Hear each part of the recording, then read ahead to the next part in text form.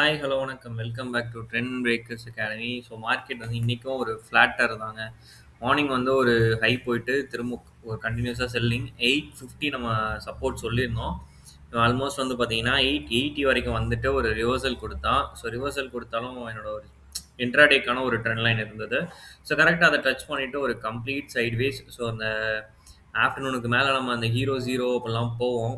So அந்த மாதிரி அதுக்கெல்லாம் வந்து எதுக்குமே ஆப்பர்ச்சுனிட்டி இல்லை. ஓகேங்களா? ஸோ அதனாலேயே வந்து எதுவுமே பண்ண முடியல.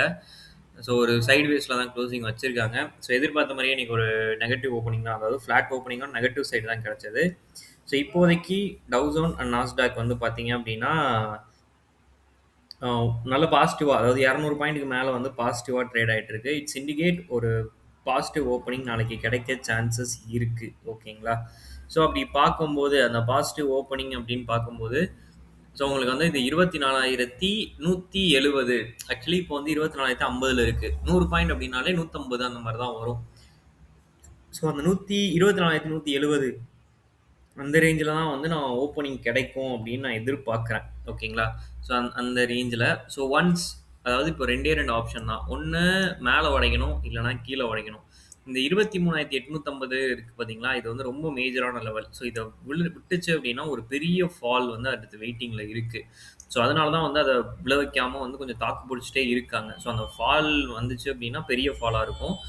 அண்ட் 24,175 அப்படிங்கிறது ரெசிஸ்டண்டாக நாளைக்கு ஆக்ட் ஆக போகுது. ஸோ அதை பிரேக் பண்ணுச்சுன்னா 24,350 வரைக்கும் போகும். இல்லை இன்கேஸ் நான் வந்து கீழே இறங்குறேன் அப்படின்னு மறுபடியும் டிசைட் பண்ணிட்டேன் அப்படின்னா 23,950 அந்த ரேஞ்ச் வரும். அதை பிரேக் பண்ணுச்சுன்னா தான் 23,850 வரைக்கும் வரும். அந்த 23,950 அப்படிங்கிறது வந்து ஒரு மைனர் வந்து சப்போர்ட் லெவல் தான் இப்போதைக்கு. ஸோ நாளைக்கு வந்து என்ன மாதிரி ஓப்பன் ஆகுது, ஸோ அதுலேருந்து சப்போர்ட் எடுக்குதா இல்லை ரெசிஸ்டன்ட் ஆகி திரும்ப கீழே வருதா அப்படின்னு சொல்லி பார்க்கலாம். Bank Nifty, so bank Nifty வந்து இன்னைக்கு அவன் சப்போர்ட் பண்ணி கொடுக்கல. ஓகேங்களா? ஸோ இதுதான் என்னோட இன்ட்ராடே லெவல்ஸு. ஸோ கரெக்டாக இந்த இன்ட்ராடே லெவலை சப்போர்ட் பண்ணி அவன் வந்து செல்லிங்கில் தான் க்ளோசிங் வச்சிருக்கான். ஆக்சுவலி வந்து அந்த 54,400 வந்து பிரேக் பண்ணான். 460, 470 அந்த ரேஞ்சை பிரேக் பண்ணான். பட் வந்து ரொம்ப நேரம் அதால் தாக்கு பிடிக்க முடியாமல் திரும்ப ரிவர்சல் ஆகி திரும்ப அந்த ட்ரெண்ட் லைனுக்கு மேலே தான் க்ளோசிங் வச்சிருக்காங்க. ஸோ என்னை பொறுத்த வரைக்கும் நாளைக்கு இவன் ஒரு கேப் அப் தான். ஸோ அப்போ ரெசிஸ்டன்ட் நோக்கி தான் அவன் போய் ஆகணும். So 55,300 resistant. கீழே இறங்குறான் அப்படின்னா 54,470 ஸ்ட்ராங்காக உடைச்சான் அப்படின்னா ஒரு நல்ல செல்லிங் அப்படிங்கிறது வந்து கிடைக்கும். IT sector. ஸோ ஐடி செக்டாரில் வந்து பெருசாலாம் எந்த மூவ்மெண்ட்டும் தெரிலங்க. ஓகேங்களா? ஸோ நேற்று செல்லிங்கில் இருந்துச்சு. ஸோ இன்றைக்கும் அந்த செல்லிங்கை வந்து கண்டினியூ தான் பண்ணுறாங்க. அதாவது அப் ட்ரெண்ட்லேயே போயிட்டு இருந்தான், திரும்ப இப்போ டவுன் ட்ரெண்ட்லேயே போகிறானான்னு பார்ப்போம். இல்லை ஒரு பேட்டர்ன், ஒரு ஃபார்மேஷன் இருக்குது இந்த மாதிரி வரும்போது.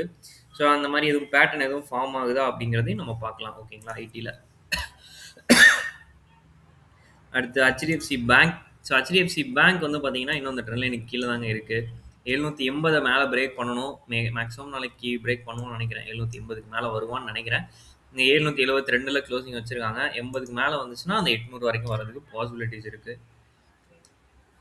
ரிலையன்ஸ் ஸோ கரெக்டாக அந்த இடத்துல நான் சொன்ன மாதிரி அதே இடத்துல சஸ்டெயின் தான் ஆகுது.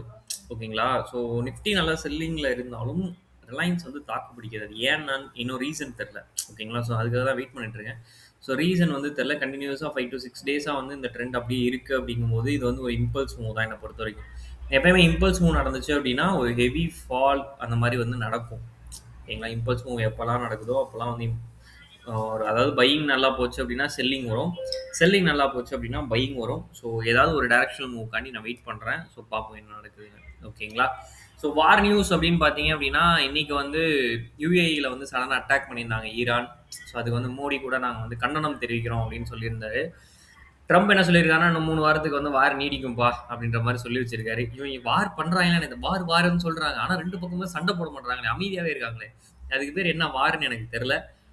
ஸோ பார்ப்போம் என்னதான் பண்ணுறாங்க அப்படின்னு சொல்லிட்டு. இது என்னதான் ஒரு முடிவு கட்டுறாங்களா, இல்லை இப்படியே வார்ன்னு சொல்லிட்டு எல்லாத்தையும் ஏமாற்றிட்டு இருக்காங்கன்னு சொல்லி பார்க்கலாம். ஓகேங்களா?